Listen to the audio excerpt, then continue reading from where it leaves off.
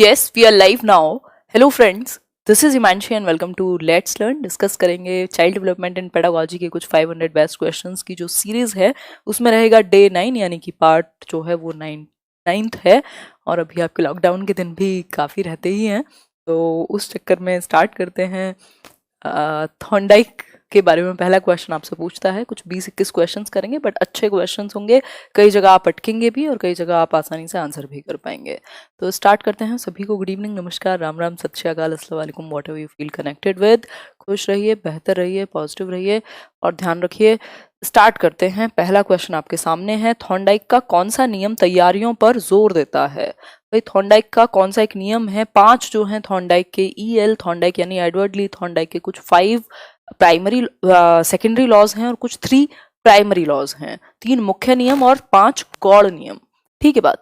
तो इसमें बात हो रही है कि थॉर्नडाइक का जो कौन सा एक नियम है उन 8 नियमों में से जो तैयारियों पर बल देगा, यानी कि प्रेपरेशन आप कह लीजिए या फिर आप इसको किसी भी वे में समझ करके आंसर तक पहुंच जाइए, फिर उसको हम समझेंगे कि क्या कहानी है पूरी।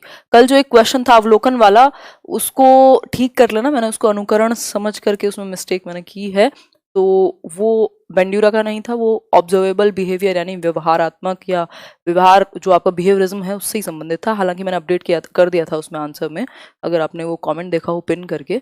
तो ऐसी अगर कुछ होता है तो उस चीज़ के लिए तभी मैं कहती हूँ एक जगह रुकिए, टिक करके देखिए ताकि समझ पाएँ। ऐसा ना हो आधा अधूरा आप कहीं से भी ले रहे हैं और वो प्रॉब्लमेटिक हो जाए। खैर बताइए, एक बार आंसर दीजिए। तत्परता का नियम, बिल्कुल ठीक बात है। तत्परता यानी कि लॉ ऑफ रेडीनेस। अगर बच्चा तैयार है सीखने के लिए तब तो वो सीख पाएगा, अदरवाइज तो आप उसे नहीं सिखा सकते। तो जो प्रेपरेशन है एक टीचर की, चाहे वो उसको आप उसकी प्रीवियस नॉलेज से जोड़ें, चाहे और बाकी के जितने भी फंडे अपनाएं, तैयार कर पाएं बच्चे को अपने सारे हथकंडे अपना करके, that is law of readiness. अगर तत्पर है तभी आपका कुछ भी जो अभ्यास है, प्रभाव है, आगे काम करेगा। अदरवाइज अगर रेडी नहीं है तो बाकी की बात तो भूल जाइए, कोई नहीं सिखा सकता अगर आप तैयार नहीं है सीखने के लिए। तो फेवरेबल सिचुएशंस आपको अवेल करानी होती हैं।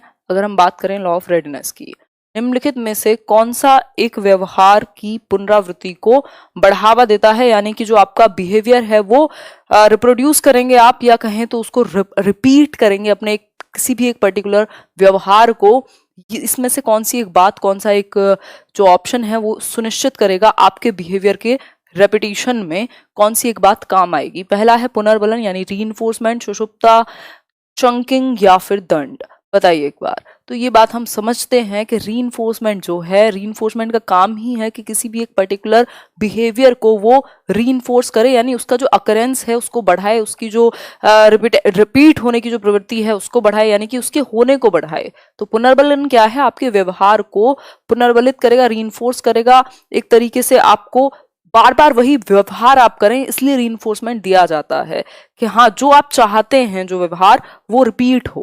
ठीक, अगर आपके सामने बच्चे ने कोई सही काम किया और उसने एक सुंदर सा कुछ लेख लिखा, आपने देखा, आप चाहते हैं कि वो इससे भी बेहतर करे कल, आप उसको रीइंफोर्स करते हैं, कहते हैं वेरी गुड बेटा, बहुत अच्छा, बहुत आगे जाओगे, ये करोगे वो करोगे, अभी इसमें ये और हो सकता है लेकिन ये करो। तो उससे क्या होगा, वो जो व्यवहार है आप उसको पुनरावृत्ति चाह रहे हैं या तो उसको और बेहतर कराना चाह रहे हैं, यानी कि रिपीट हो वो एक्शन।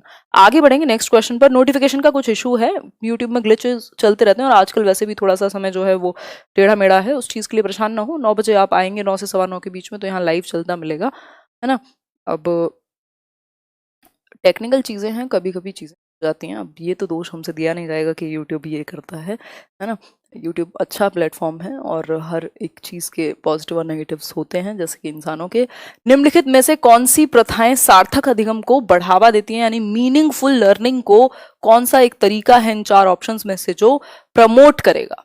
बताएं एक बार। पहला है शारीरिक दंड यानी फिजिकल पनिशमेंट, कॉर्पोरल पनिशमेंट, सहयोगात्मक अधिगम पर्यावरण, मतलब कि आप ऐसा कोऑपरेटिव लर्निंग एनवायरनमेंट अवेल कराएं बच्चे को, सतत एवं समग्र मूल्यांकन यानी कि कॉन्टिन्यूअस एवं कॉम्प्रिहेंसिव। ठीक, जो CCE है, कॉन्टिन्यूअस एंड कॉम्प्रिहेंसिव इवैल्यूएशन, तो यहां से आपको आंसर चूज करना है। सिर्फ इनमें से किसी एक ऑप्शन को देख करके अगर आपने आंसर यहीं पेपर में मार्क कर दिया तो ये आपका सही आते हुए भी आपको गलत हो जाएगा, तो ये क्या है, शारीरिक दंड तो कभी भी क्या है, सार्थक यानी मीनिंगफुल लर्निंग, आपकी लाइफ से जुड़े जब आप एक्टिवली सीखें वो अर्थ निर्माण कहलाएगा। तो पनिशमेंट दे करके आप किसी को सिखा भी रहे हैं तब भी वो उसके काम का नहीं है, ठीक, वो उसको जीवन में नहीं उतार पाएगा।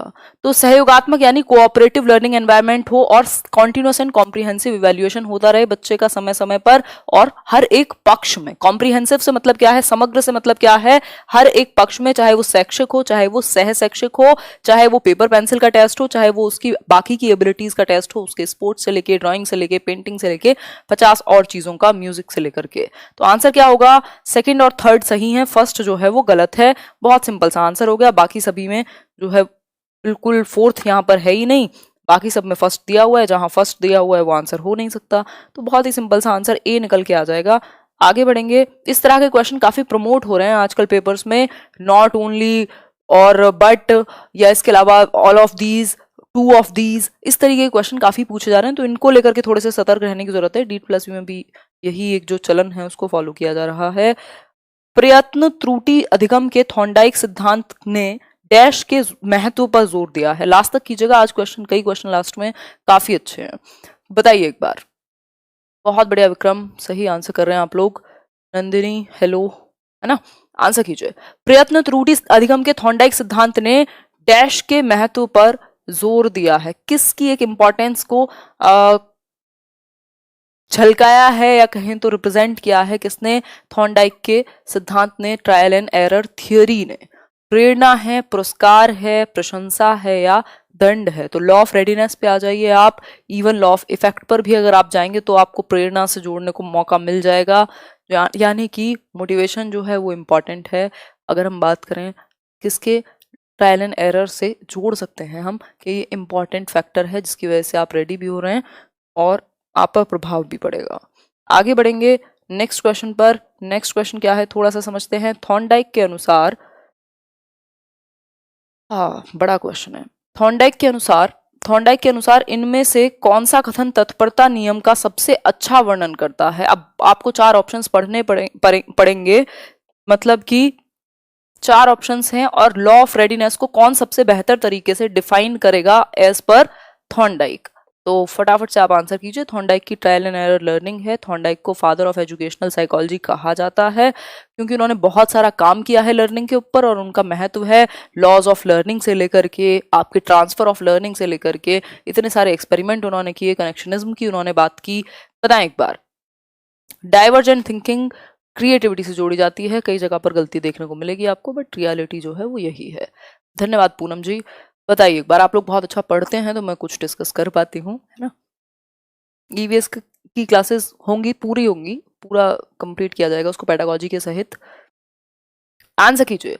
पहला है, इसका अर्थ है कि प्रशिक्षण या अभ्यास अधिगम की दक्षता और स्थायित्व को बढ़ाने में मदद करता है, या फिर इसका अर्थ है कि विषय की तैयारी या स्वभाव अधिगम में योगदान देता है।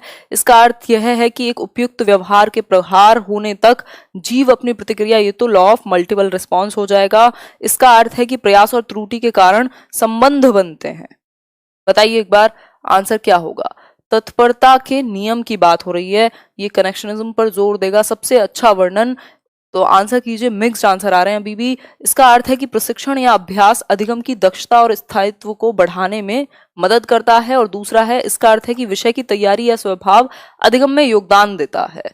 बताइए एक बार आंसर क्या होगा। आंसर जो है वो ए होगा। बहुत ही डिस्क्रिप्टिव तरीके से बताया हुआ है कि जो प्रशिक्षण है, जो अभ्यास है, जो प्रैक्टिस है और जो आपकी दक्षता है वो स्थायित्व को, गलत हो गया क्योंकि अभ्यास के बारे में बात नहीं हो रही, तत्परता के बारे में बात हो रही है। तो आंसर जो है वो ये है कि अगर आप रेडी हैं, जो फेवरेबल कंडीशंस अगर हैं तो आप सीखेंगे उस एक विषय को, आप तैयार कर पाएंगे आगे स्वाभाविक रूप से, अदरवाइज तो आप नहीं कर पाएंगे। ठीक है बात। तो आंसर आपका बी होगा।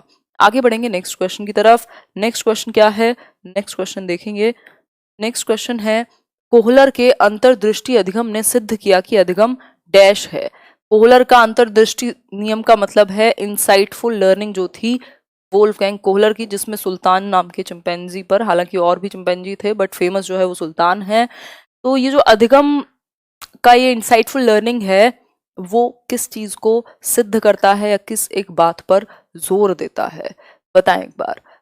तो पहला ऑप्शन है एक स्वायत्त यादृच्छिक गतिविधि जो एक